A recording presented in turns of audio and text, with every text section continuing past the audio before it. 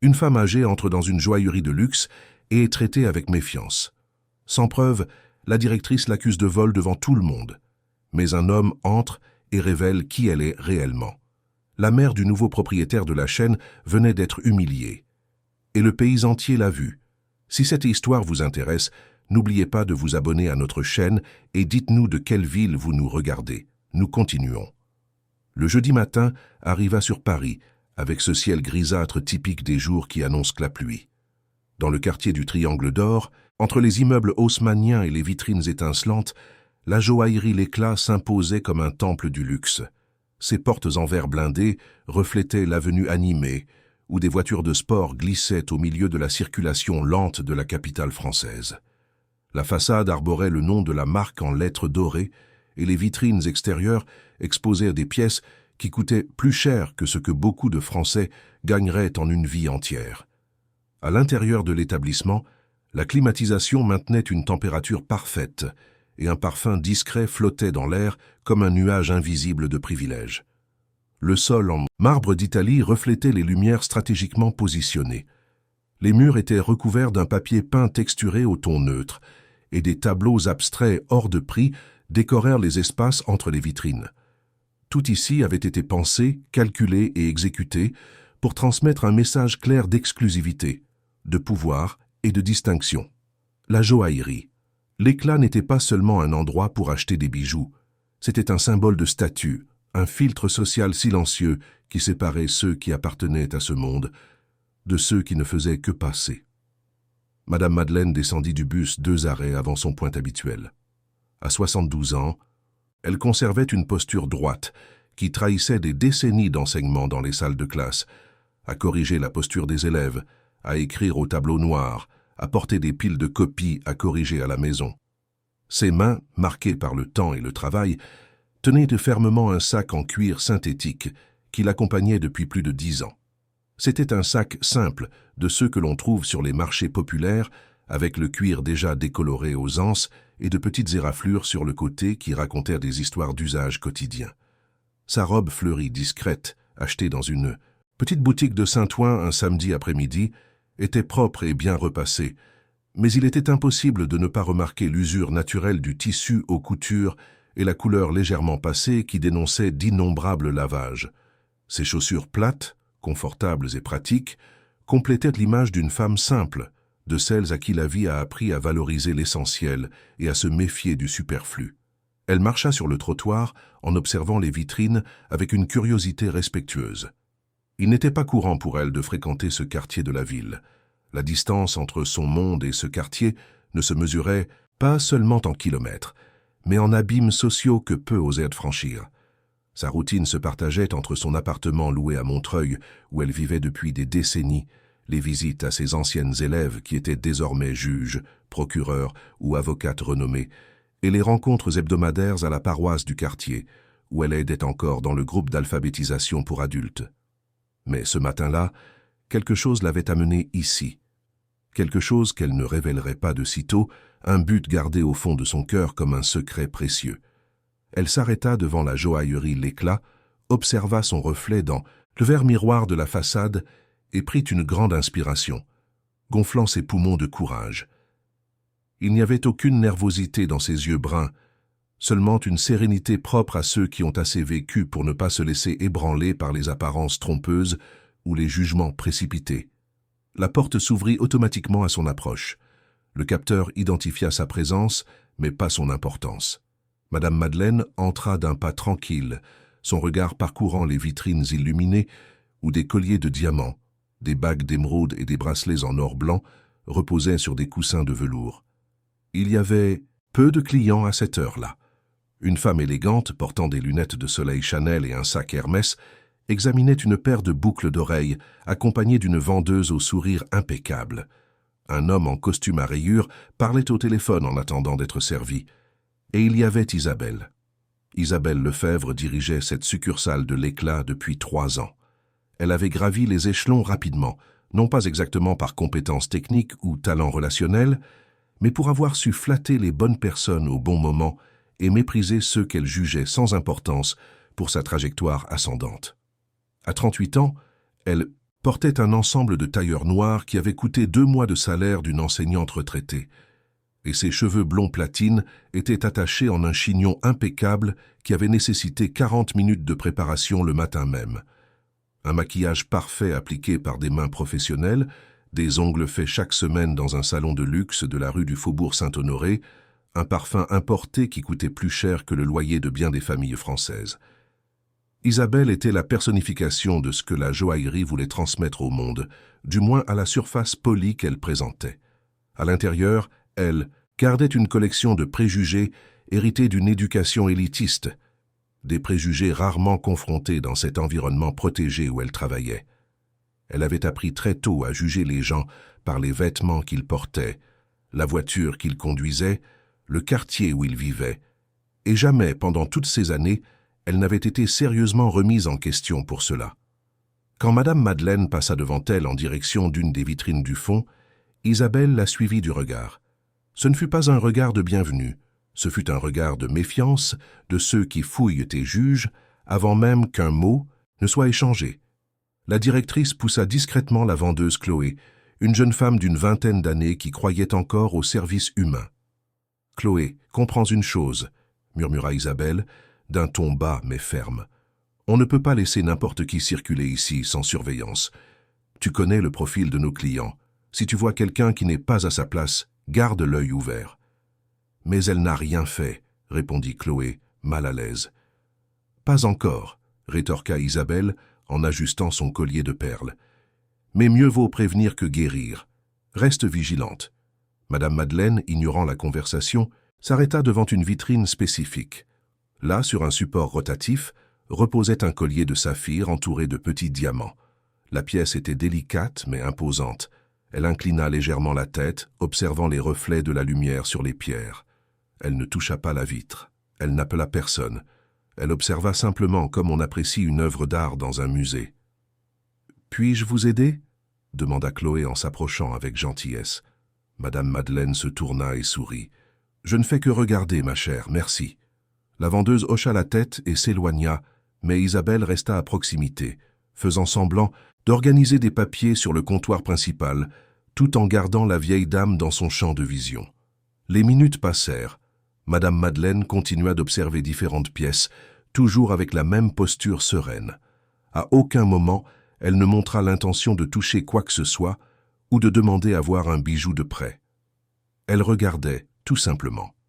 C'est alors que l'agent de sécurité, Marc, un homme d'une quarantaine d'années à la carrure imposante, s'approcha d'Isabelle. Il travaillait là depuis 6 mois et connaissait déjà le mode de fonctionnement de la directrice. Il savait qu'elle lui demandait souvent de surveiller de plus près certains clients. Toujours les mêmes profils, toujours les mêmes soupçons infondés. « Vous voulez que je me rapproche ?» demanda-t-il à voix basse. « Garde un œil sur elle » répondit Isabelle sans quitter Madame Madeleine du regard. « On ne sait jamais. » Marc acquiesça, mais quelque chose en lui hésita.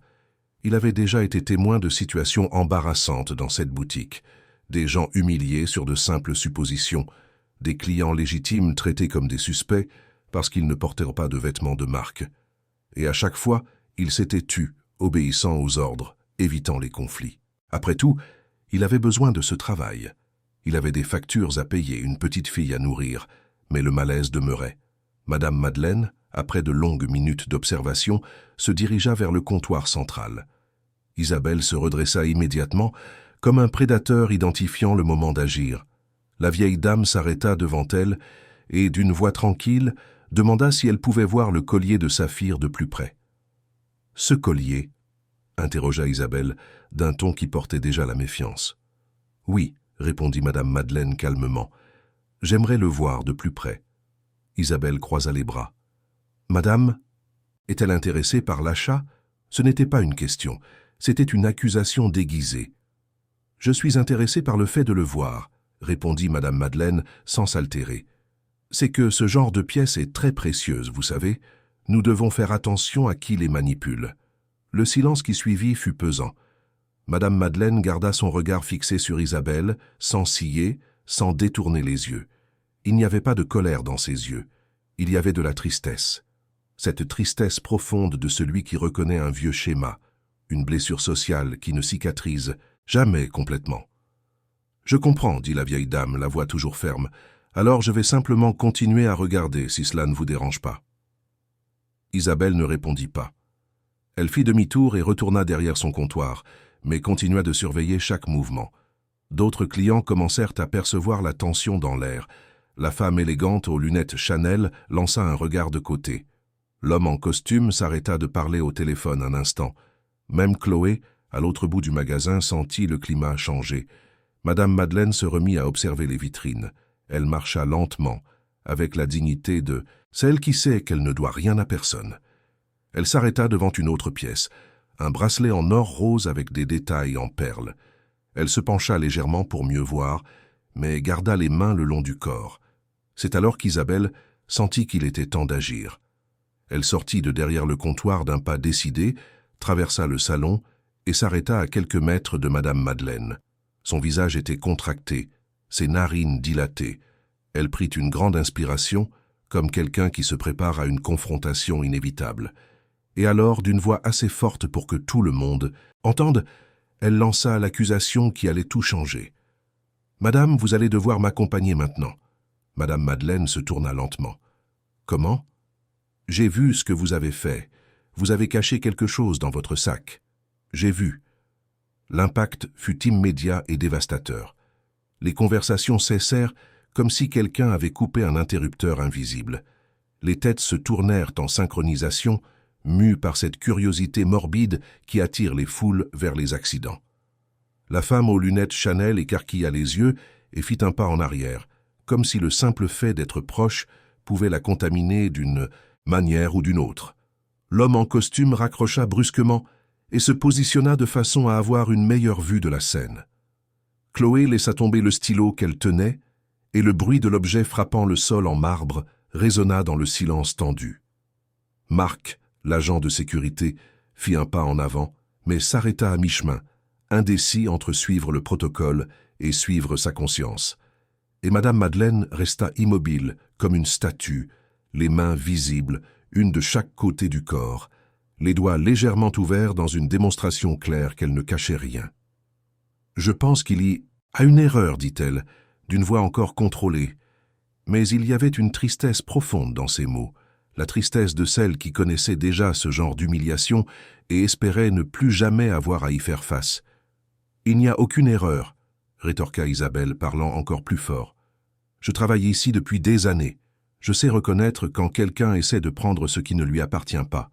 Montrez-moi votre sac. » Madame Madeleine prit une profonde inspiration. Ses épaules se soulevèrent et redescendirent dans un mouvement lent, presque cadencé. Elle regarda autour d'elle, vit les téléphones portables discrètement levés, vit les regards de jugement, vit l'humiliation publique se construire brique par brique. Et pourtant, elle garda son calme.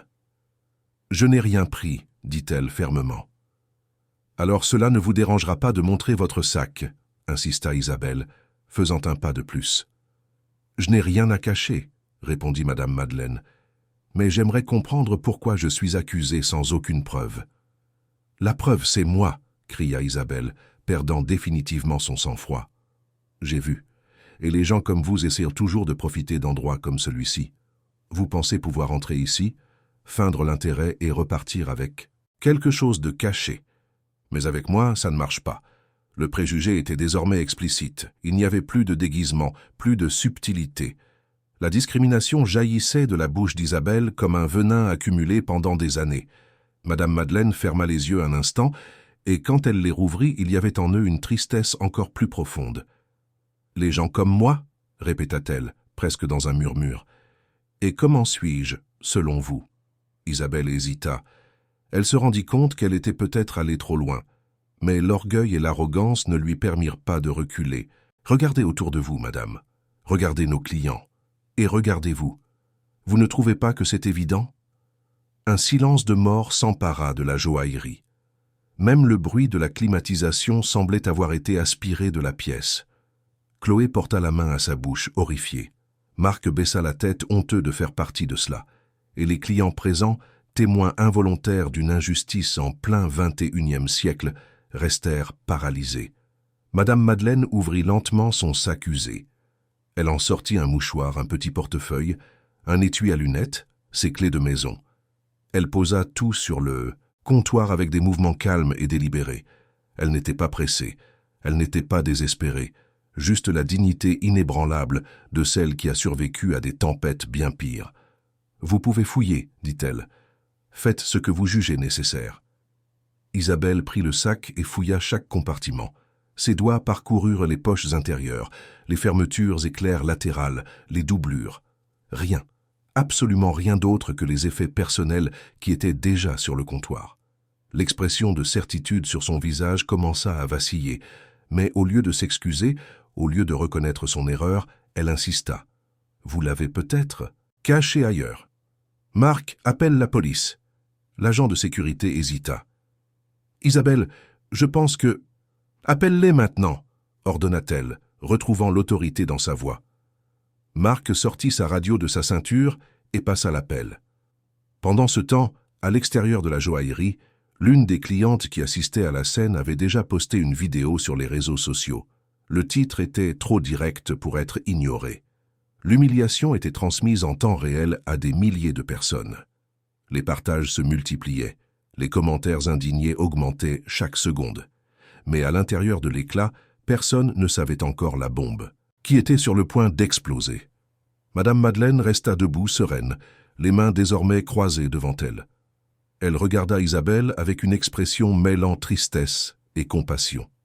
Puis, elle regarda Marc, qui évitait son regard. Et enfin, elle balaya la salle des yeux, rencontrant les visages de ceux qui assistaient, muets à l'injustice. « Tout va bien, » dit-elle à voix basse. « Vous pouvez appeler qui vous voulez. La vérité finit toujours par éclater, tôt ou tard. » Ces mots, dits avec une telle conviction, auraient dû servir d'avertissement. Mais Isabelle, aveuglée par l'arrogance et les préjugés, ne put rien voir. Elle se contenta de croiser les bras, satisfaite d'elle-même, attendant l'arrivée de la police comme on attend une victoire garantie. Et tandis que les minutes passaient, une transformation silencieuse commençait à s'opérer. Dehors, sur les réseaux sociaux, l'image de la joaillerie L'Éclat s'effondrait. À l'intérieur, une femme âgée d'apparence simple restait debout, seule contre tous, protégée uniquement par la force invisible de la dignité. Et quelque part dans la ville, un homme regardait tout cela à travers un écran, les poings serrés et le cœur brisé. La tempête ne faisait que commencer. Les minutes qui suivirent semblèrent durer des heures. Madame Madeleine restait debout, sereine, tandis qu'Isabelle marchait de long en large, son téléphone à la main faisant semblant de vérifier ses messages, mais essayant en réalité de masquer la nervosité croissante qui commençait à fissurer sa façade d'autorité. La vérité est que quelque chose dans cette situation ne se passait pas comme prévu. La vieille dame ne paniquait pas, ne suppliait pas, ne pleurait pas. Elle attendait, simplement. Et ce calme déconcertant commençait à devenir gênant. Chloé, la jeune vendeuse, s'approcha discrètement de Marc. « Tu penses vraiment qu'elle a pris quelque chose ?» murmura-t-elle en jetant un regard en biais vers Madame Madeleine. L'agent de sécurité secoua légèrement la tête. « Je n'ai rien vu, Chloé, je l'avais à l'œil tout le temps. Elle n'a même pas touché les vitrines. » « Alors pourquoi Isabelle fait-elle ça ?» Marc soupira profondément, le poids de la complicité silencieuse lui écrasant la poitrine. « Tu connais Isabelle, elle fait toujours ça avec ceux qui ne rentrent pas dans ses critères. »« Mais c'est mal, Marc, très mal. »« Je sais. Mais qui va affronter la directrice? Toi? Moi? On a besoin de ce boulot, Chloé. » La jeune femme se mordit la lèvre inférieure, sentant l'impuissance lui brûler la gorge. Elle savait que Marc avait raison. Elle avait déjà été témoin d'autres situations similaires. Des gens humiliés, embarrassés, expulsés du magasin sans raison réelle, autre que de ne pas porter les bons vêtements ou de ne pas conduire la bonne voiture. Et à chaque fois, elle s'était aussi tue, protégeant le salaire qui couvrait à peine ses dépenses. Mais cette fois, quelque chose était différent.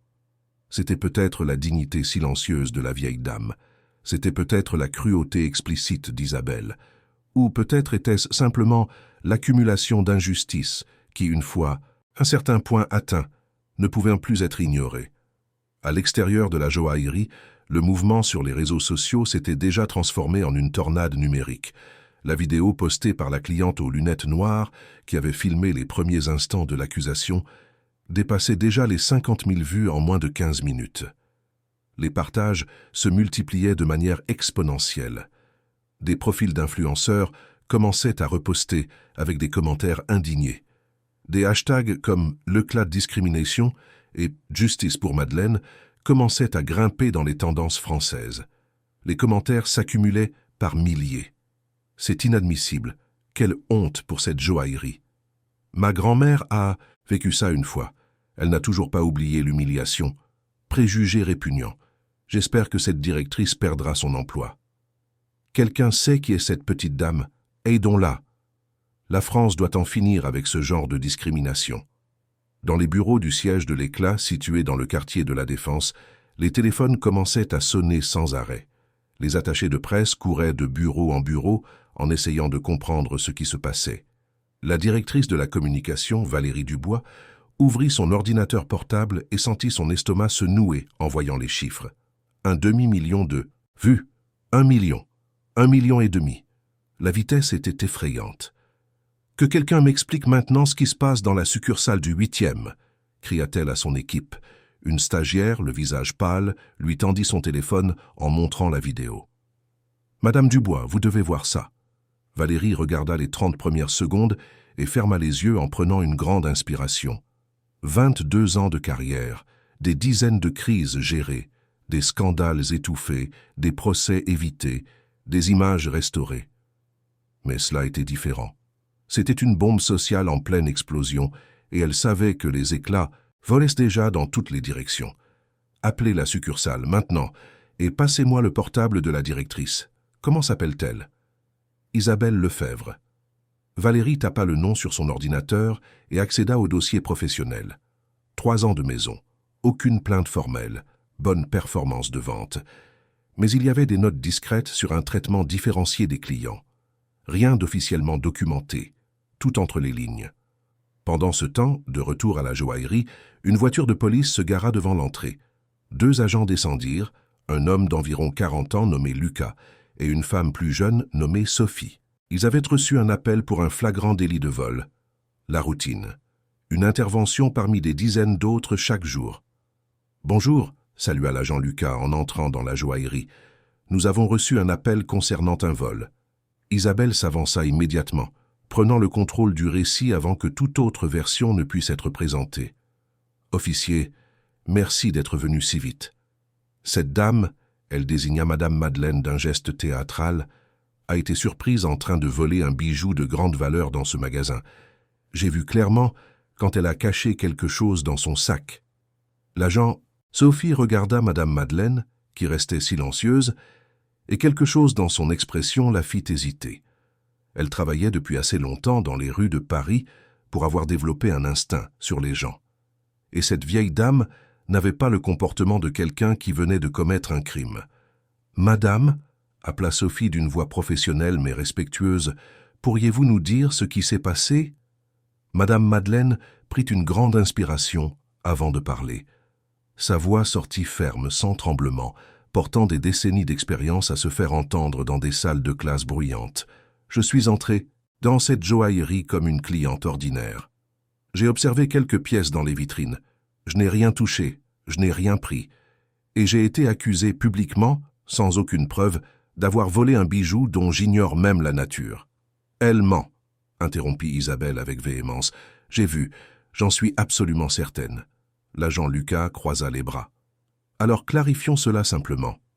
Madame, s'adressa-t-il à Madame Madeleine, cela vous dérangerait-il de nous montrer le contenu de votre sac? Cela ne me dérange pas, répondit-elle, en prenant le sac qui était toujours sur le comptoir. Je l'ai déjà fait une fois pour la directrice, mais je le referai pour vous. Avec des mouvements calmes et délibérés, Madame Madeleine ouvrit le sac et commença à sortir ses affaires. Un mouchoir en tissu fleuri, usé au coin. Un portefeuille en cuir synthétique marron, avec le fermoir un peu lâche. Un étui à lunettes bleu marine. Ses clés de maison attachées à un porte-clés simple avec un petit ange en plastique. Un paquet de pastilles à la menthe. Un petit carnet de notes à couverture florale. Et enfin, un écrin de velours rouge, légèrement poussiéreux. Le silence qui suivit fut absolu. Isabelle écarquilla les yeux, un mélange de surprise et de validation passant sur son visage. Les policiers s'échangèrent un regard. Chloé porta la main à sa bouche. Marc ferma les yeux, anticipant le dénouement qui semblait inévitable. Et Madame Madeleine sereine posa l'écrin sur le comptoir de marbre. « C'est ça !» cria Isabelle triomphante. « Je vous avais dit qu'elle l'avait pris. Vous voyez, j'avais raison. » L'agent Sophie prit l'écrin avec précaution, ouvrit le couvercle et révéla le contenu. À l'intérieur reposait un collier délicat, avec des pierres qui brillaient sous la lumière artificielle de la joaillerie. Ce n'était pas une pièce moderne. Il avait un air vintage, quelque chose qui appartenait à une autre époque. Les pierres, bien que jolies, n'étaient pas des diamants. Elles semblaient être des cristaux ou peut-être des citrines. L'or était discret, travaillé avec une technique artisanale que l'on ne voyait plus dans les bijoux contemporains. « Ce collier vient-il de ce magasin ?» demanda Lucas. Isabelle s'approcha pour mieux examiner, fronçant les sourcils. « Je n'ai jamais vu cette pièce auparavant, mais elle a essayé de la cacher. Cela seul est une preuve de mauvaise intention. » Sophie se tourna vers Madame Madeleine. « Ce collier vous appartient-il » ?« Il m'appartient, » répondit la vieille dame avec le même calme. « C'était celui de ma mère. Elle me l'a laissé quand elle est partie, il y a 15 ans. C'est l'une des rares choses de valeur que je possède. Il était dans mon sac parce que je venais directement d'un rendez-vous médical dans le quartier et je n'ai pas voulu le laisser à la maison. »« Pourquoi ne pas l'avoir mentionné avant ?» questionna Isabelle, essayant de maintenir son accusation. Madame Madeleine la fixa avec des yeux qui mélangeaient tristesse et une patience presque surnaturelle. « Parce que vous m'avez accusé de vol sans me donner la moindre chance de m'expliquer. Vous avez crié, humilié, jugé, et à aucun moment vous n'avez demandé s'il y avait une autre explication. » L'agent Lucas prit l'écrin et l'examina avec plus d'attention. Il fit tourner le collier sous la lumière, observa les détails du fermoir, analysa l'état de conservation. « Cette pièce ne vient pas d'ici, » dit-il finalement en regardant Isabelle. « Elle est clairement ancienne, et le style ne correspond à rien de ce que j'ai vu dans vos vitrines. » Isabelle sentit le sol se dérober sous ses pieds. « Mais elle agissait de façon suspecte. Les gens comme elle, toujours... Les gens comme moi, » interrompit Madame Madeleine, et pour la première fois, sa voix monta légèrement de ton, chargée de décennies de douleurs accumulées. « Vous avez déjà utilisé cette expression. Les gens comme moi. Et qu'est-ce que cela signifie exactement, Madame la directrice ?» Le silence qui s'installa dans la joaillerie était oppressant. Isabelle ouvrit la bouche pour répondre, mais aucun mot ne sortit. Son esprit cherchait désespérément une justification, une issue, quelque chose qui pourrait renverser cette situation qui échappait, de plus en plus à son contrôle.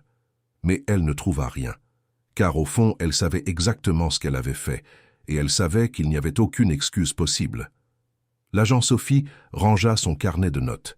« Il n'y a pas de flagrant délit ici. »« Madame, » s'adressa-t-elle à Madame Madeleine, « vous êtes libre de partir, et je suis vraiment désolée pour ce désagrément. » Madame Madeleine acquiesça en silence, rangeant ses affaires dans son sac avec le même calme qu'elle les avait sorties. Ses mouvements étaient lents, presque rituels, chaque objet reprenant sa place. Le mouchoir, le portefeuille, l'étui, à lunettes, les clés, le carnet. Et enfin l'écrin de velours rouge avec le collier de sa mère, ce bijou qui portait les souvenirs de temps plus simples, de bras qui ne reviendraient jamais, d'une femme qui lui avait appris à garder sa dignité, même quand le monde insistait pour la lui arracher. « J'aimerais porter plainte, » dit soudain Isabelle, tentant un dernier mouvement désespéré. Toute cette situation a causé un préjudice au magasin. Les clients ont eu peur. Le service a été interrompu. Lucas la regarda avec une expression mêlant incrédulité et désapprobation. « Madame, vous êtes consciente qu'accuser faussement quelqu'un d'un crime est en soi un délit ? Calomnie, diffamation. Et selon les circonstances, cela peut constituer un préjudice moral grave. » Isabelle pâlit. « Je n'ai pas... Je veux dire... Je ne faisais que protéger le patrimoine de l'entreprise. » Sophie secoua la tête, sincèrement déçue. « Vous avez humilié une personne âgée publiquement, sans aucune preuve, en vous basant uniquement sur des préjugés. Si quelqu'un doit porter plainte ici, c'est la victime, pas l'accusatrice. » Madame Madeleine ajusta son sac sur son épaule et regarda autour d'elle. Les clients qui avaient assisté à tout étaient encore là, paralysés, témoins, silencieux d'une injustice devenue trop publique pour être ignorée. Certains avaient déjà baissé leur téléphone, gênés par leur propre complicité passive. D'autres filmaient encore, documentant chaque seconde de ce retournement de situation. « Je ne porterai pas plainte », dit Madame Madeleine en regardant directement Isabelle. « Non pas parce que vous ne méritez pas de conséquences, mais parce que je crois que l'humiliation publique que vous venez de subir est une leçon suffisante. J'espère que vous apprendrez quelque chose de cela. J'espère que la prochaine fois que vous regarderez quelqu'un et le jugerez sur son apparence, vous vous souviendrez de ce jour et que vous choisirez différemment. » Sur ces mots, Madame Madeleine se dirigea vers la porte. Ses pas résonnaient dans le silence de la joaillerie, mesuré et digne. Marc, l'agent de sécurité qui était resté silencieux pendant toute la scène, fit un pas en avant et lui ouvrit la porte. Leurs yeux se rencontrèrent un bref instant, et à ce moment-là, une communication silencieuse passa. Il savait qu'il avait échoué. Il savait que son omission l'avait rendu complice, et il savait qu'il allait devoir vivre avec cela. « Je suis désolé, murmura-t-il alors qu'elle passait. Madame Madeleine s'arrêta, se tourna, légèrement et posa sa main sur son bras. Un geste doux, presque maternel. « Vous avez encore le temps de choisir différemment, » dit-elle tout bas. « Il n'est jamais trop tard pour faire ce qui est juste. » Et elle sortit, franchissant la porte de verre et émergeant dans l'après-midi gris de Paris. La pluie que le ciel promettait depuis le matin commençait enfin à tomber, fine et persistante.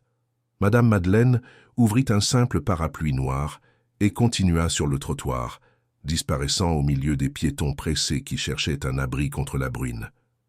À l'intérieur de la joaillerie, Isabelle restait immobile, les mains tremblant légèrement, le visage encore pâle.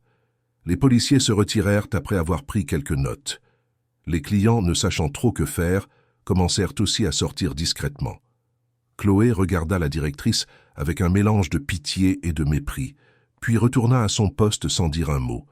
Et Marc reprit sa position près de l'entrée, mais quelque chose en lui avait changé. Une décision commençait à se former dans son esprit. À l'extérieur de ces murs de verre et de marbre, la tempête numérique continuait de croître. La vidéo comptait désormais des millions de vues. Des groupes de protection des droits des personnes âgées avaient déjà identifié la joaillerie et commençaient des campagnes de boycott. Des journalistes cherchèrent des informations sur la vieille dame. Et quelque part dans la ville, dans un bureau avec vue panoramique sur le quartier de la Défense, un homme jeune aux yeux sombres et à l'expression sérieuse éteignait l'ordinateur où il avait tout suivi grâce aux caméras de sécurité à distance. Julien Beaumont avait 36 ans, les cheveux noirs légèrement grisonnants aux tempes et une posture qui mélangeait détermination et une sorte de douleur contenue. Il était le nouveau propriétaire majoritaire du Carrezo L'Éclat, poste qu'il avait pris 3 semaines plus tôt après une acquisition stratégique qui avait surpris le marché du luxe français. Fils d'une enseignante retraitée et d'un père parti trop tôt, Julien avait construit un empire à partir de rien, travaillant dans des cabinets comptables le jour et étudiant le droit la nuit, transformant chaque centime économisé en investissement, chaque opportunité en croissance. Et maintenant, en regardant les images de la caméra de sécurité, où sa mère, Madame Madeleine, était publiquement humiliée dans la joaillerie qu'il venait d'acquérir, Julien sentait un mélange de colère, de tristesse et de détermination brûler dans sa poitrine. Il lui avait demandé de faire ce test. Il voulait savoir comment ses employés traitaient les gens ordinaires. Il voulait comprendre la culture réelle de l'entreprise qu'il venait d'acheter. Mais il n'avait jamais imaginé que le résultat serait aussi brutal, aussi explicite, aussi douloureux à regarder. Il prit son téléphone et composa un numéro. L'appel fut pris à la 2e sonnerie. Convoquez une réunion d'urgence avec toute la direction. Maintenant, et je veux la directrice de la succursale du 8e dans mon bureau dans 1 heure. Je n'accepte aucune excuse. À l'autre bout du fil, la secrétaire répondit d'une voix tendue. « Bien, monsieur Beaumont, mais êtes-vous au courant que… »« Je suis au courant de tout, » interrompit Julien. « Et c'est précisément pour cela que je dois agir. Ma mère vient d'être humiliée dans une entreprise qui porte mon nom. Et cela ne restera pas ainsi. » Il raccrocha et regarda par la fenêtre. La pluie tombait maintenant violemment sur Paris, lavant les rues, mais incapable d'effacer la tache qui venait d'être exposée.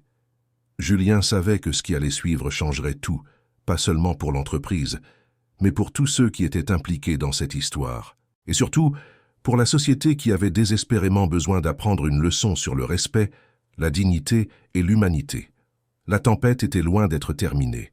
En fait, elle ne faisait que commencer.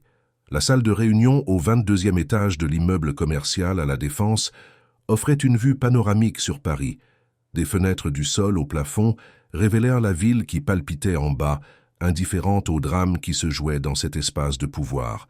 La table en verre comptait 12 chaises en cuir noir et sur celles-ci reposaient des bouteilles d'eau minérale et des blocs-notes que personne ne toucherait.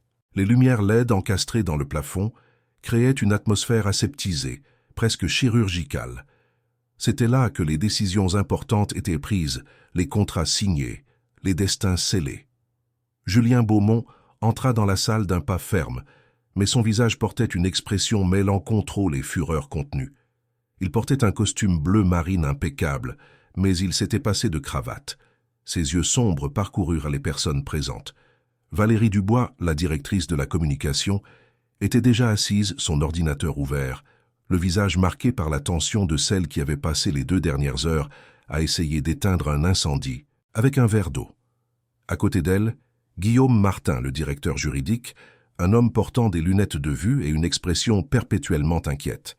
De l'autre côté de la table, la directrice des ressources humaines, Sandrine Bernard, feuilletait nerveusement des documents imprimés. Et dans le coin le plus éloigné, visiblement déplacé dans cet environnement corporatif, se trouvait Isabelle Lefebvre. Son chignon impeccable du matin laissait maintenant échapper des mèches rebelles. Son maquillage était légèrement bavé autour des yeux, trahissant des larmes qu'elle avait tenté de cacher aux toilettes avant de monter. Ses mains tremblaient légèrement sur ses genoux et elle évitait de regarder directement quiconque dans la salle. Julien ne s'assit pas immédiatement. Il resta debout, les mains appuyées sur le dossier de la chaise en bout de table, et laissa le silence s'étirer pendant de longues secondes. C'était une technique qu'il avait apprise lors de négociations difficiles. Le silence dérangeait plus que les mots. Il obligeait les gens à affronter leurs propres pensées, leur propre culpabilité. « Quelqu'un peut-il m'expliquer » commença-t-il enfin, sa voix basse mais chargée d'une autorité qui n'avait pas besoin de volume.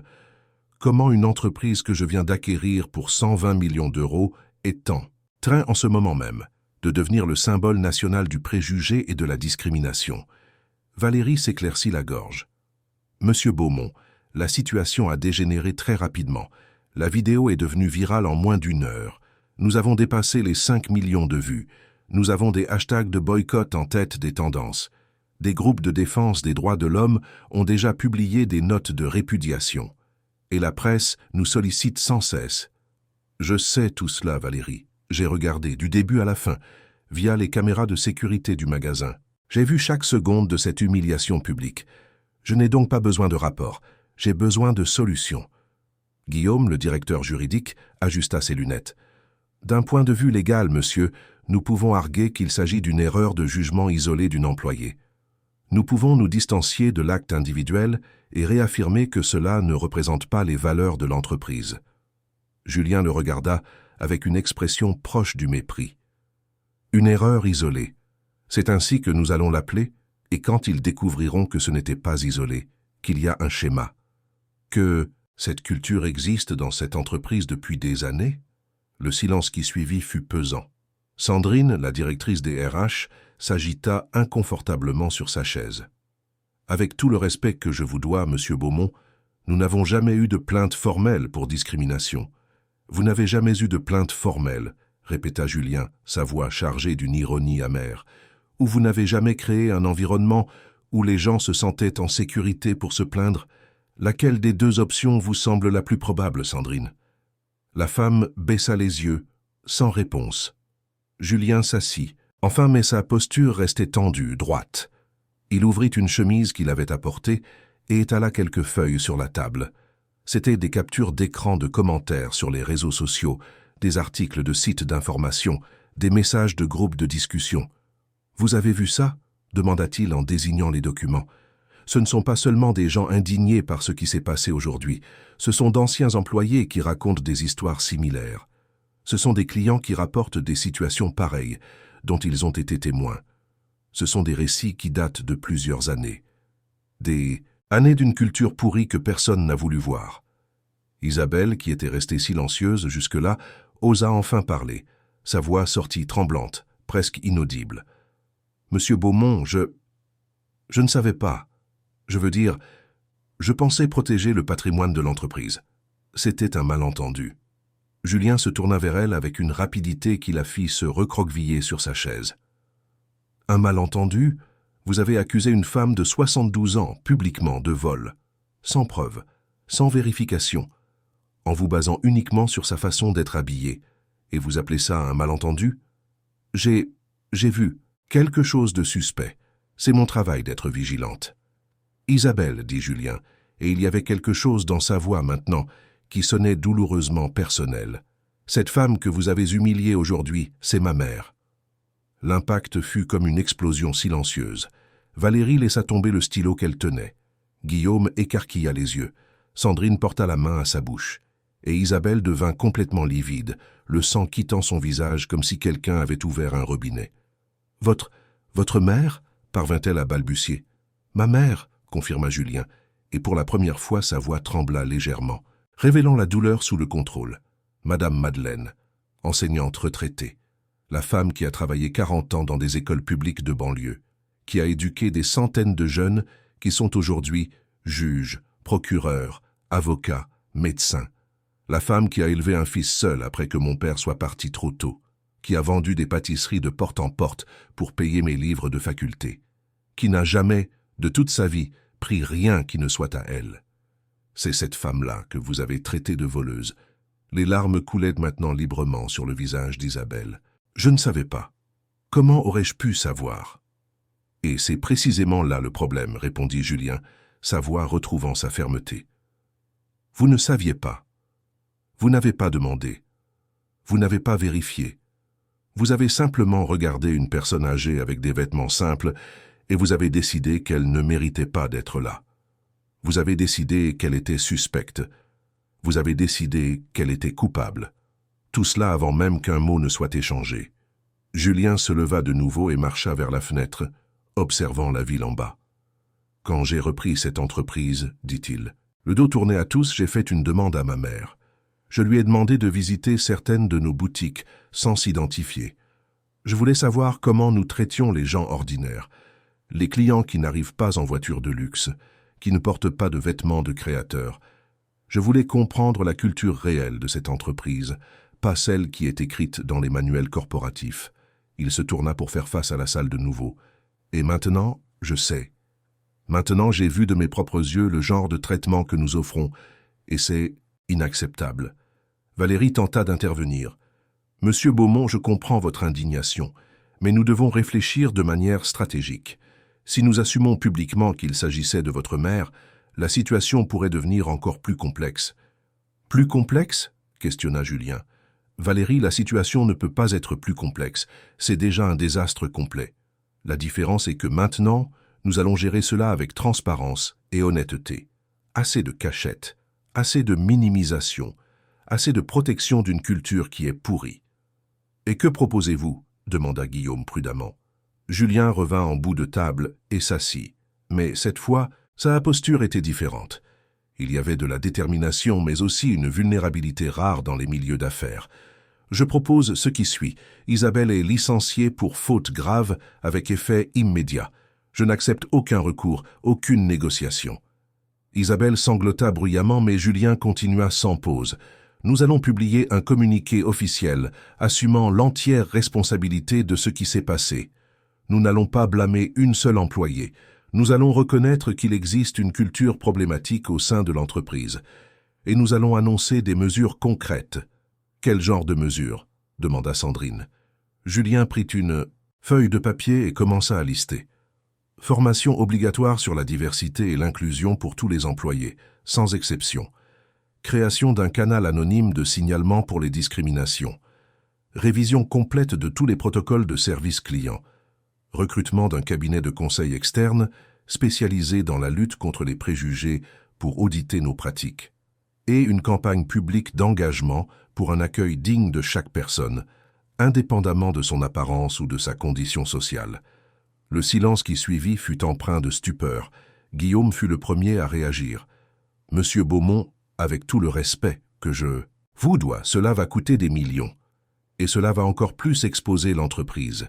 Je préfère dépenser des millions en faisant ce qui est juste plutôt qu'économiser en perpétuant ce qui est mal, répondit Julien fermement. Et quant à l'exposition, Guillaume, nous sommes déjà exposés. La différence est que maintenant nous allons nous exposer en faisant quelque chose au lieu d'essayer simplement d'étouffer l'affaire. Valérie prit une grande inspiration. Si c'est la direction à prendre, alors nous devons agir vite. La fenêtre d'opportunité pour contrôler le récit est courte. Je suggère que nous fassions une déclaration vidéo encore, aujourd'hui, avec vous, personnellement. Je suis d'accord, dit Julien, mais je ne veux pas d'une vidéo d'entreprise froide. Je veux parler en tant qu'être humain, en tant que fils de la femme qui a été humiliée, en tant que nouveau propriétaire écœuré par ce qu'il a vu, sans script préparé, sans jargon juridique, juste la vérité. Sandrine souleva une question. Et les autres employés, ceux qui ont été témoins et n'ont rien fait, l'agent de sécurité, les vendeuses. Julien réfléchit. Convoquez-les tous pour des entretiens individuels. Je veux comprendre le rôle de chacun. Certains ont pu être des complices passifs par peur de perdre leur emploi.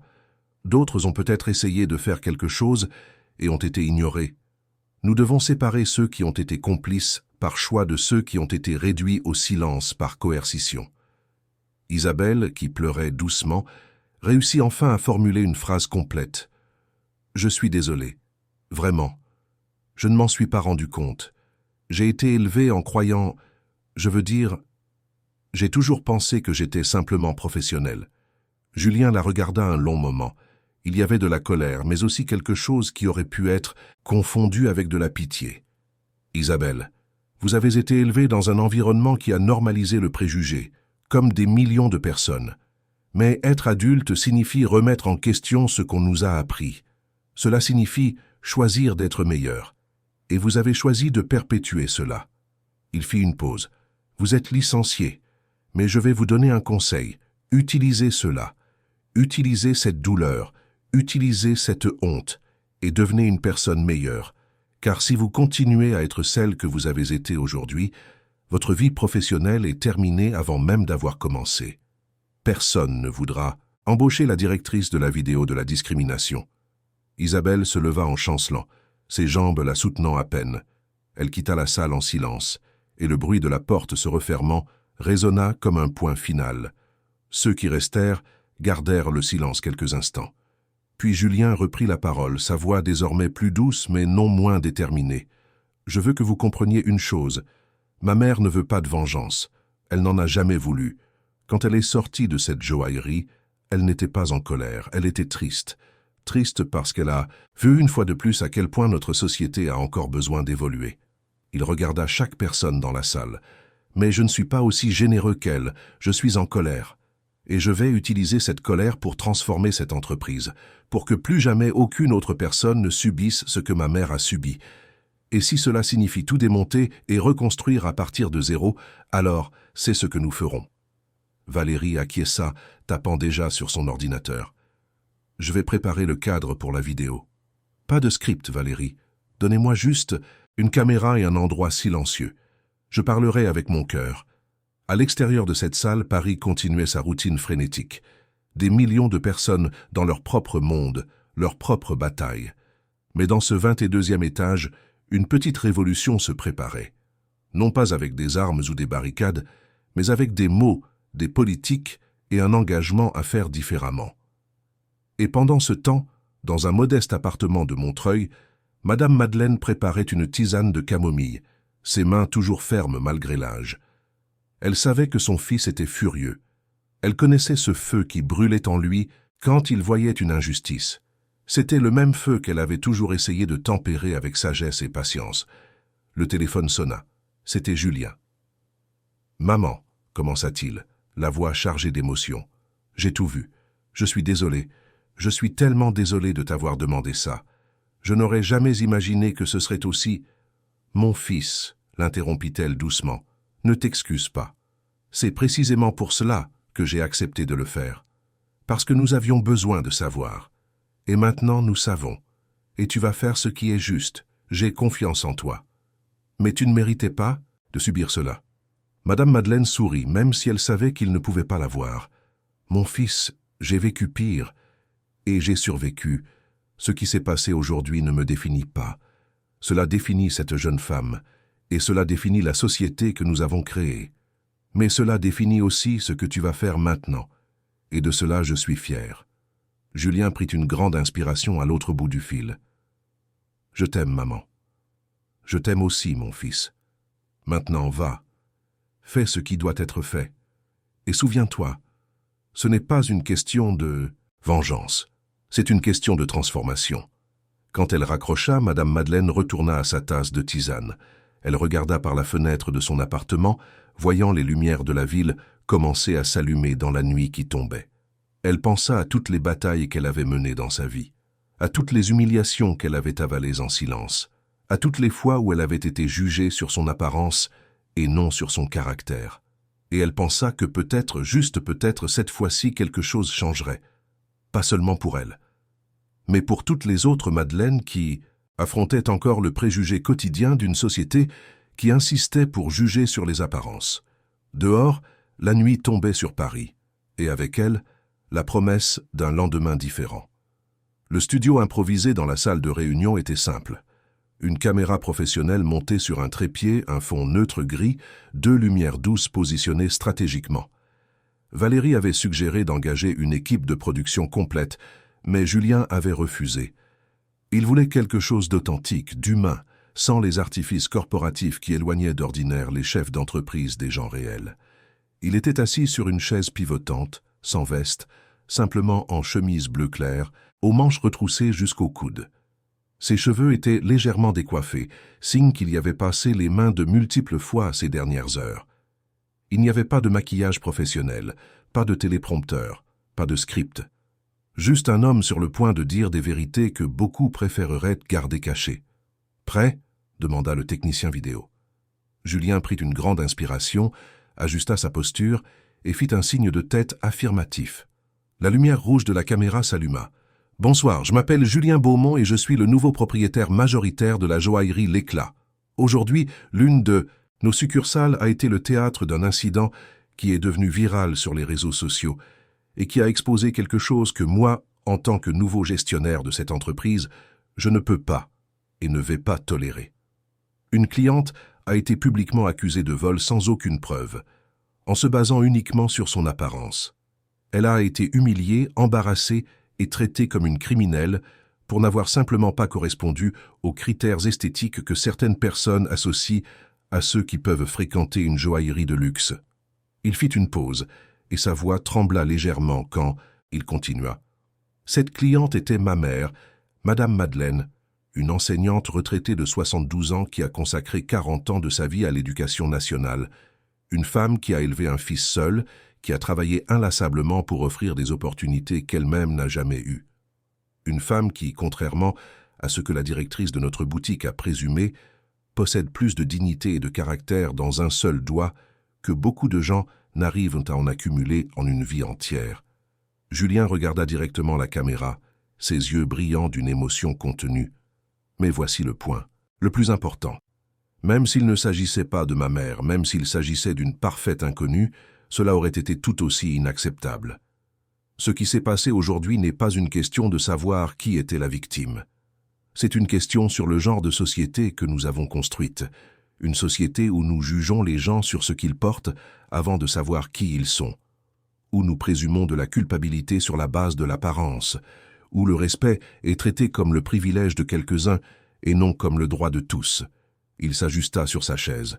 J'assume l'entière et totale responsabilité de ce qui s'est passé. Oui, c'est une employée spécifique qui a commis cet acte, mais elle n'a pas agi dans le vide. Elle a agi au sein d'une culture qui a permis, toléré et peut-être même encouragé ce genre de comportement. Et cette culture s'arrête aujourd'hui. La directrice responsable a été licenciée pour faute grave. Mais ce n'est qu'un début, car licencier une personne ne règle pas un problème systémique. Julien prit une feuille de papier qui était posée sur la table à côté de lui. À partir de maintenant, l'Éclat mettra en œuvre les mesures suivantes. Premièrement, une formation obligatoire sur la diversité, l'inclusion et la lutte contre les préjugés pour 100% de nos employés. Ce ne sera pas optionnel.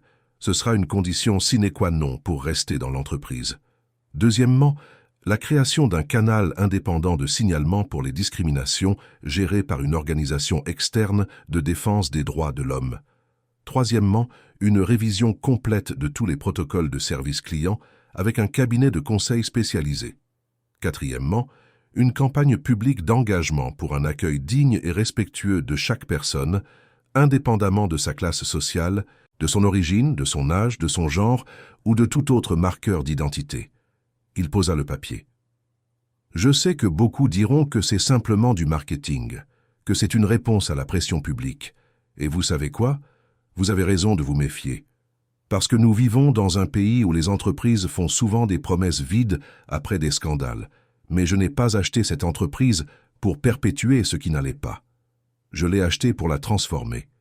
Et je serai personnellement impliqué dans chaque étape de cette transformation. Je visiterai les boutiques sans prévenir. Je parlerai aux employés. J'écouterai les clients. Et je tiendrai pour responsable toute personne, quel que soit son niveau hiérarchique, qui manquera de respect à un autre être humain. Julien baissa les yeux un instant, rassemblant ses forces pour la partie la plus difficile. Ma mère m'a appelé il y a peu. Savez-vous ce qu'elle m'a dit? Elle m'a dit qu'elle ne voulait pas de vengeance. Elle m'a dit qu'elle ne voulait pas porter plainte.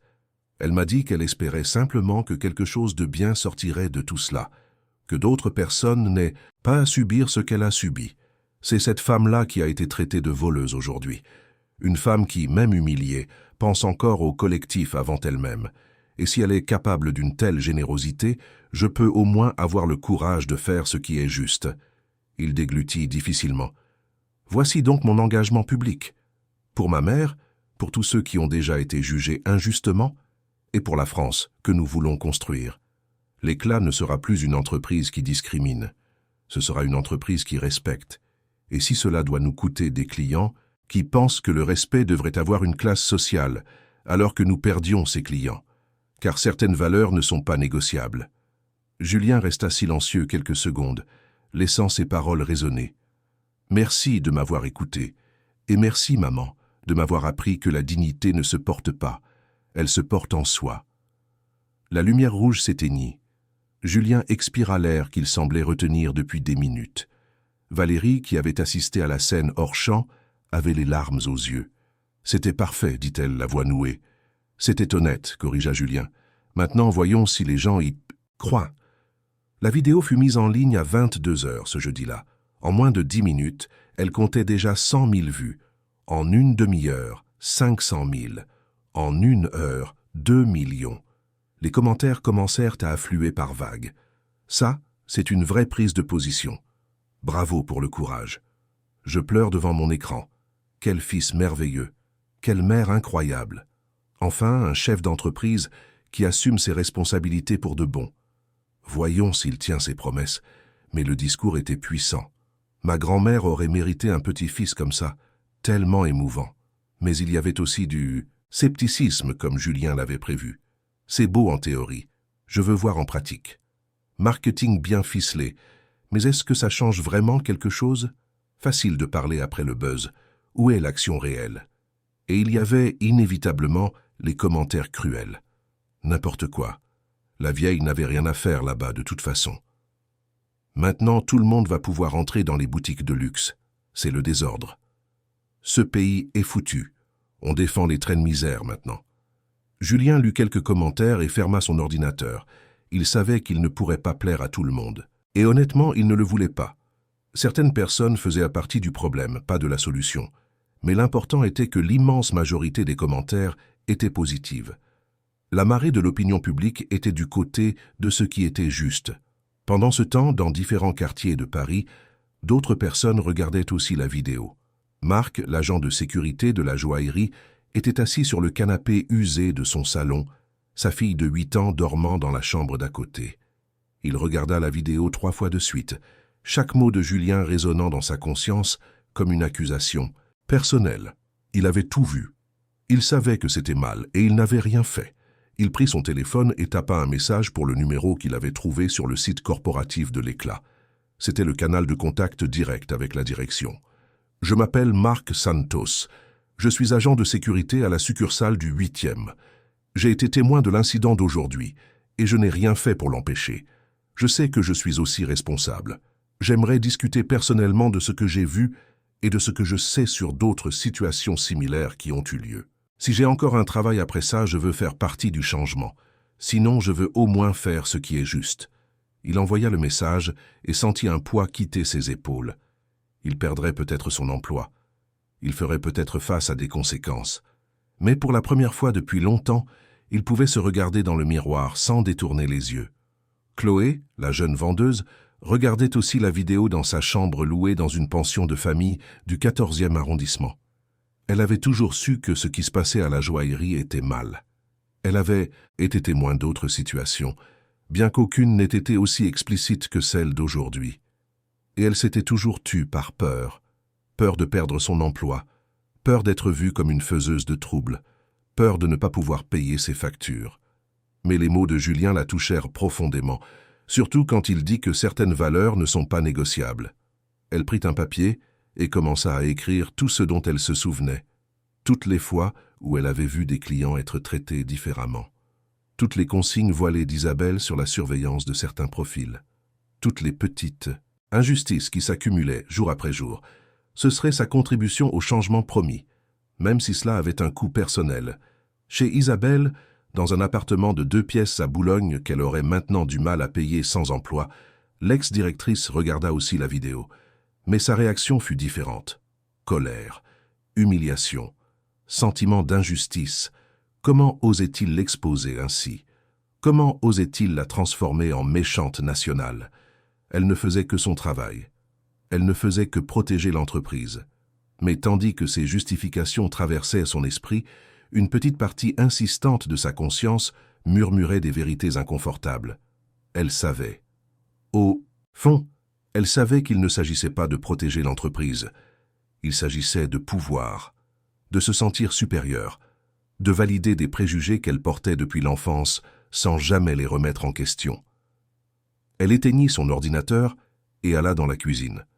Elle ouvrit une bouteille de vin, se servit un verre, puis un autre, et encore un autre, essayant de noyer la honte qui commençait à fissurer son armure de déni. Mais la honte, découvrit-elle, savait nager. De retour dans l'appartement de Madame Madeleine, l'enseignante retraitée se préparait à dormir.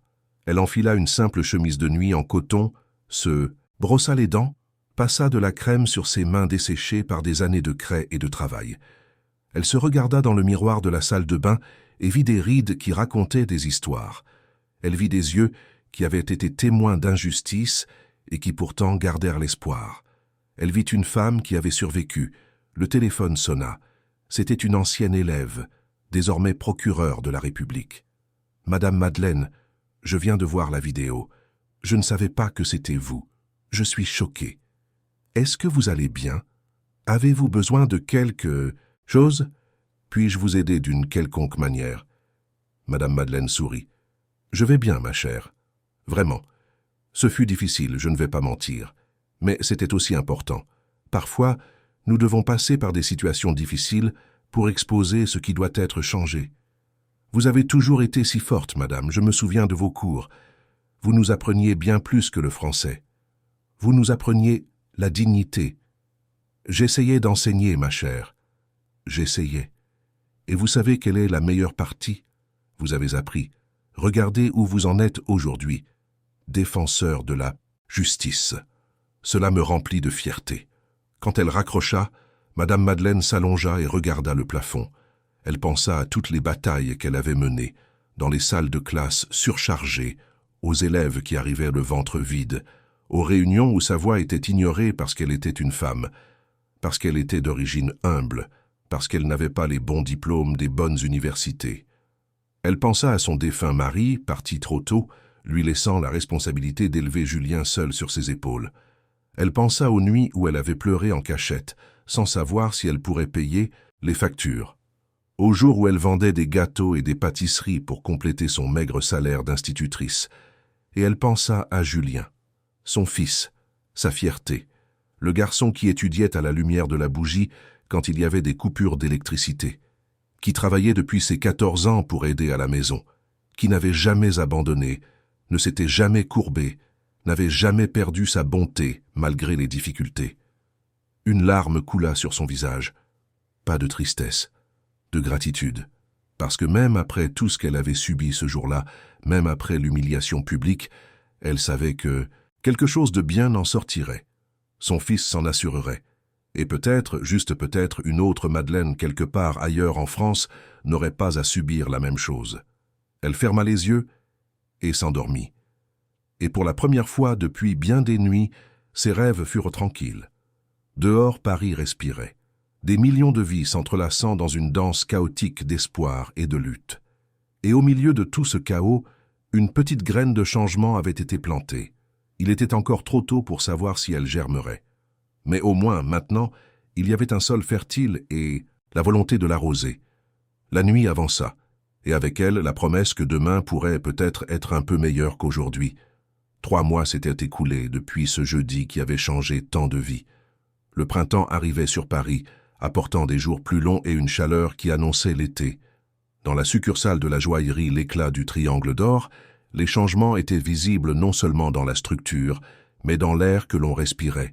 Il y avait quelque chose de différent dans cet espace, qui ne sentait plus seulement le parfum français et le privilège. Désormais, il y avait de l'humanité. Julien marchait dans les couloirs du magasin sans prévenir, comme il l'avait promis. C'était sa 5e visite surprise en 3 mois. Il observait discrètement les interactions entre les employés et les clients. Il voyait Chloé servir une dame en robe simple, avec le même sourire authentique qu'elle offrait à une cliente en talons hauts et sac de luxe. Il voyait le nouveau directeur, un homme de 50 ans, nommé Robert, venu d'une petite succursale de province, saluer tout le monde avec respect, quel que soit le temps qu'il passait dans la boutique. Marc continuait d'être agent de sécurité. Julien avait décidé de le garder après une conversation de 2 heures où l'homme avait tout avoué. Toutes les fois où il avait été témoin de discrimination et s'était tu. Tous les moments où il avait choisi son emploi plutôt que sa conscience. Mais il avait aussi parlé de la façon dont ce jour-là l'avait transformé. Comment il n'arrivait plus à dormir sans penser au regard de Madame Madeleine. Comment il avait décidé qu'il ne serait plus jamais le complice silencieux d'une injustice.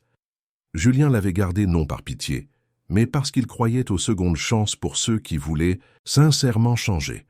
Et Marc l'avait prouvé. Il était devenu le plus grand défenseur des nouvelles politiques. Il avait participé activement aux formations. Et plus important encore, il s'était créé un protocole personnel consistant à intervenir poliment dès qu'il percevait le moindre signe d'un traitement différencié basé sur l'apparence. La transformation ne s'était pas limitée à cette succursale. Les 53 boutiques du réseau L'Éclat, réparties dans toute la France, étaient passées par la même restructuration.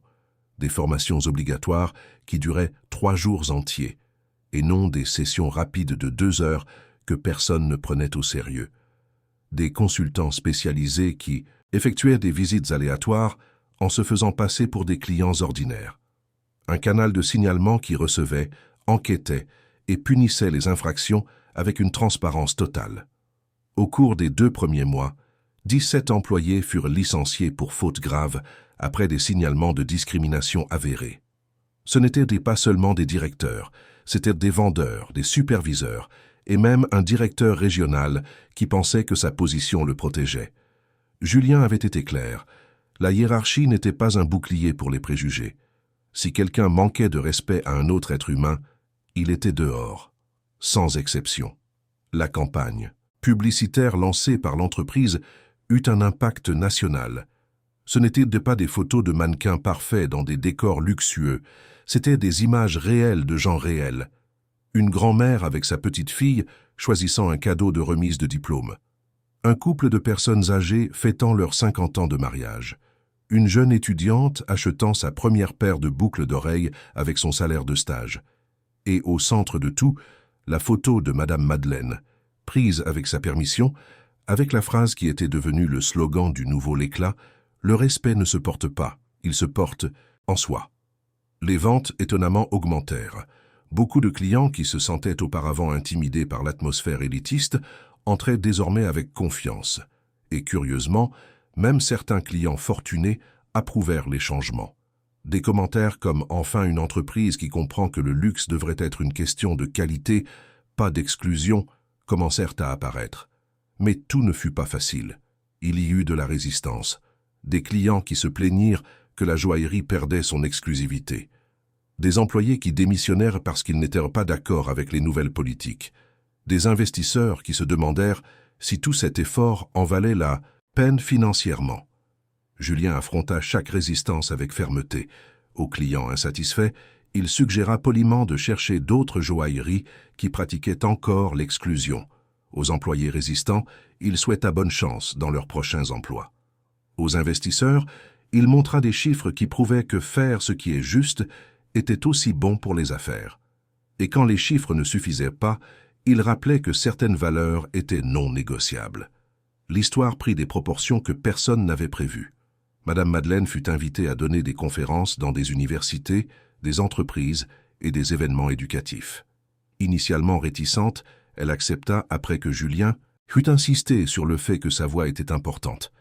Dans ses conférences, elle ne parlait pas seulement de ce jour-là à la joaillerie, elle parlait d'une vie entière à affronter les préjugés, du fait d'être une femme à une époque où les femmes avaient moins de droits, du fait d'être enseignante dans un pays qui dévalorisait l'éducation, du fait d'élever un fils seul alors que la société jugeait les mères célibataires, et elle parlait de dignité, du fait que la dignité n'était pas quelque chose que les autres pouvaient enlever, mais quelque chose que l'on choisissait de garder. Ces paroles touchaient des auditoires de centaines de personnes qui sortirent des conférences transformées, beaucoup avec les larmes aux yeux, toutes avec matière à réflexion. Lors de l'une de ces conférences, organisée dans une grande université parisienne, Madame Madeleine remarqua une femme assise au dernier rang, les cheveux blonds, la posture voûtée, essayant de ne pas être remarquée. C'était Isabelle. Après la conférence, alors que les gens s'attroupaient pour prendre des photos et poser des questions, Isabelle resta au fond. Quand la foule se dispersa enfin, elle s'approcha en hésitant. « Madame Madeleine, commença-t-elle, la voix tremblante, je ne sais pas si vous vous souvenez de moi. » Madame Madeleine la regarda avec ses yeux sereins qui semblaient voir à travers les gens. « Je me souviens, Isabelle. Comment allez-vous » La question posée avec une sincère inquiétude brisa les défenses qu'Isabelle avait construites. Les larmes commencèrent à couler. « J'essaie. Je n'ai pas retrouvé de travail. Personne ne veut embaucher la femme de la vidéo. Mon nom est devenu synonyme de préjugé sur Google. J'ai perdu des amis. Ma famille me parle à peine. J'ai gâché ma vie. » Madame Madeleine fit signe de s'asseoir sur les marches de l'amphithéâtre. « Vide, vous avez gâché la vie que vous aviez, » dit-elle calmement. « Mais cela ne signifie pas que vous ne pouvez pas en construire une nouvelle. » Isabelle essuya ses larmes. « Comment revenir de là? Comment convaincre les gens que j'ai changé ?»« Vous ne convainquez pas, » répondit Madame Madeleine. « Vous montrez. Le changement réel ne passe pas par les mots. Il passe par des actions cohérentes au fil du temps. Et surtout, il arrive quand on fait le travail interne pour comprendre d'où viennent nos préjugés. J'ai commencé une thérapie, confessa Isabelle. 3 fois, par semaine. Je découvre des choses sur moi que je n'aimerais pas savoir, sur la façon dont j'ai été élevée, sur des croyances que j'ai absorbées sans réfléchir, et sur tout le mal que j'ai causé sans même m'en rendre compte. C'est un début, dit Madame Madeleine. Un bon début. Mais vous devez comprendre que certaines conséquences ne disparaissent pas. Vous allez porter cela. La question est de savoir ce que vous faites de ce poids. Le laissez-vous vous détruire ou l'utilisez-vous comme carburant pour être meilleur? Isabelle regarda ses propres mains. Est-ce que vous arrivez à me pardonner? Madame Madeleine resta silencieuse un long moment. J'ai déjà pardonné, Isabelle. J'ai pardonné le jour même. Parce que garder de la rancœur n'aurait fait qu'empoisonner mon cœur, cela ne vous aurait pas puni. Mais le pardon n'efface pas les conséquences. Et cela ne signifie pas que j'ai confiance en vous. La confiance se reconstruit avec le temps et l'épreuve. « Je comprends, » murmura Isabelle. « Et je suis désolée. Vraiment. Je regarde ce jour-là, et je ne reconnais pas la personne que j'étais. Ou peut-être que je la reconnais, et c'est encore pire. » La reconnaissance est déjà une croissance, dit Madame Madeleine, posant doucement sa main sur l'épaule de la jeune femme. Beaucoup de gens passent leur vie entière sans jamais admettre qu'ils avaient tort. Vous l'avez admis. Maintenant, faites le pas suivant. Et le suivant. et continuez jusqu'à ce que la personne que vous voulez être remplace la personne que vous étiez. Quand Isabelle sortit, Madame Madeleine resta assise sur les marches en regardant l'amphithéâtre vide. Julien, qui attendait dans les coulisses, s'approcha. « Tu es incroyable, maman. Moi, je l'aurais renvoyé. Je sais, mon fils, tu as le cœur de ton père. Juste mais dur. Moi, j'ai un cœur de maîtresse d'école. Je vois du potentiel là où les autres voient des cas désespérés. » Julien s'assit à côté d'elle. « Tu crois vraiment qu'elle peut changer ? Je crois que tout le monde peut changer s'il le veut vraiment. Je ne sais pas si elle le veut, mais je lui ai donné des outils. Le reste est sa responsabilité. » Les mois continuèrent de passer. L'histoire de la joaillerie. L'éclat devint un cas d'étude dans les facultés de gestion, comme exemple de gestion de crise transformée en opportunité de changement, réel. Julien fut invité à parler dans des congrès d'affaires. Il portait toujours le même message. Le profit et l'éthique ne sont pas opposés, ils sont complémentaires, et les entreprises qui ne comprennent pas cela sont vouées à l'échec à l'ère de la transparence.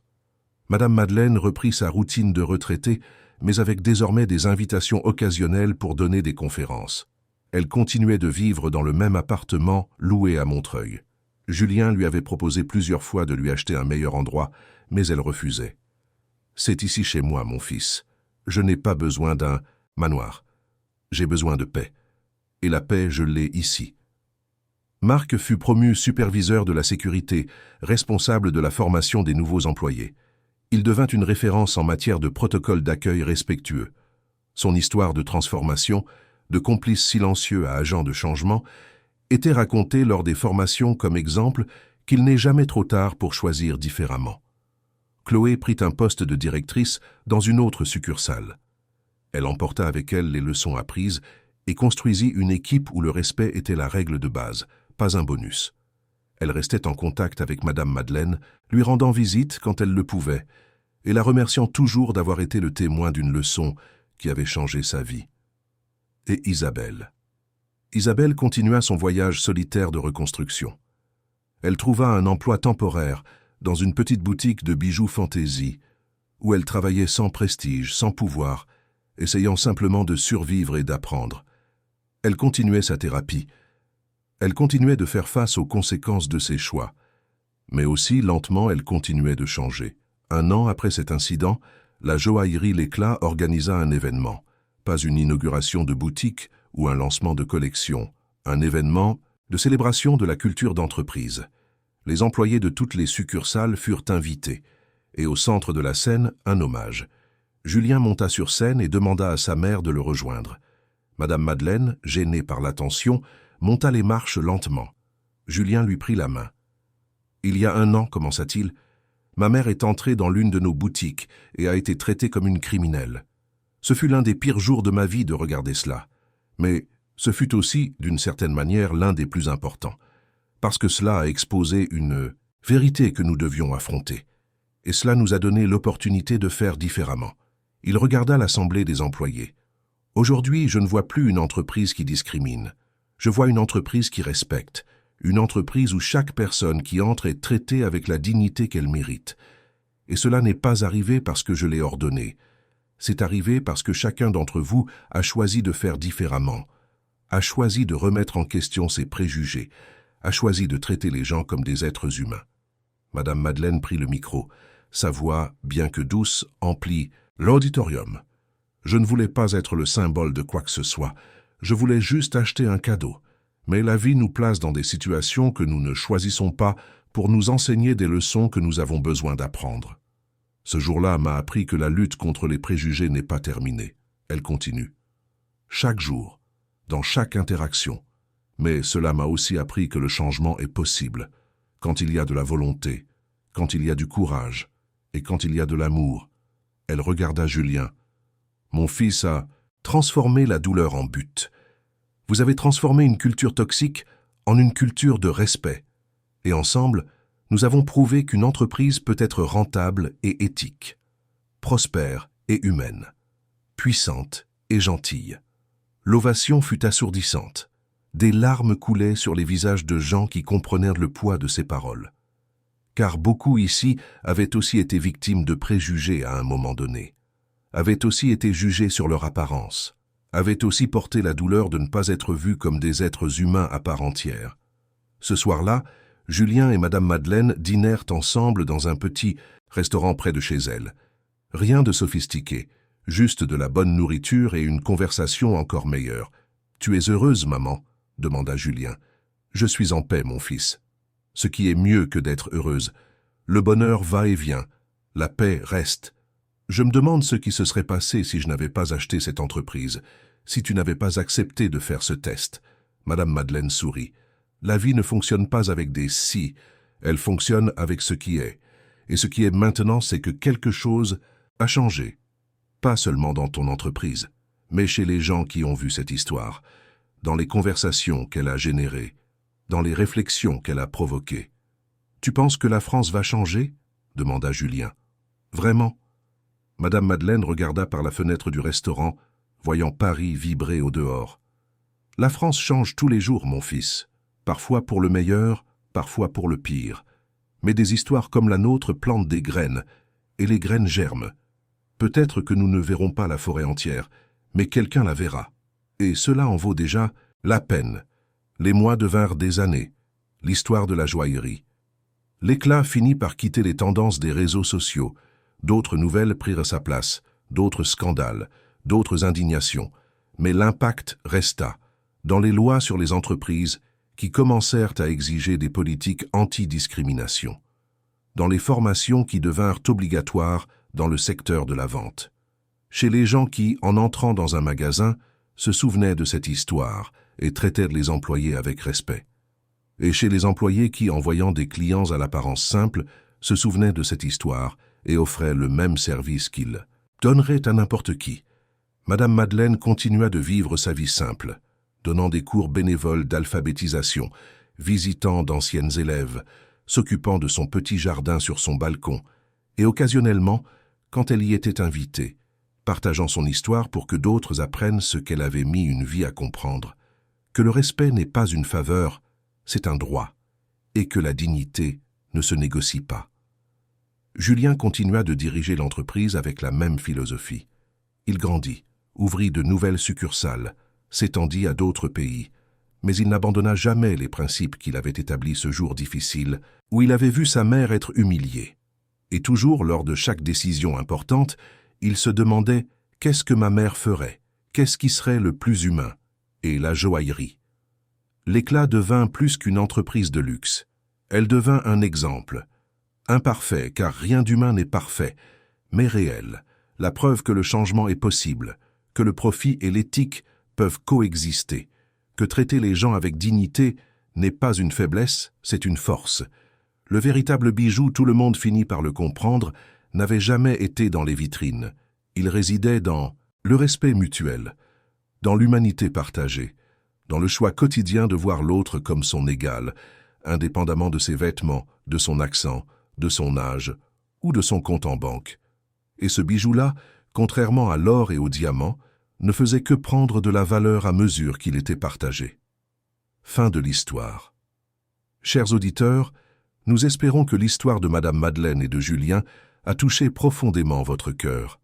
Si vous avez été ému par ce voyage de dignité, de transformation et de respect, laissez un like, abonnez-vous à la chaîne et racontez-nous dans les commentaires quel moment vous a le plus marqué. Était-ce le courage de Madame Madeleine face à l'humiliation? La détermination de Julien à faire ce qui est juste, ou peut-être la possibilité de rédemption que nous portons tous en nous? Chaque jour, nous vous apportons des histoires intenses comme celle-ci, qui révèlent le côté le plus profond de l'âme humaine, qui nous font réfléchir sur qui nous sommes et qui nous voulons être. Car au final, nous faisons tous partie de la même humanité, tous méritant le même respect. Nous vous attendons au prochain épisode avec une autre histoire qui vous fera ressentir, réfléchir et peut-être changer un peu votre façon de voir le monde.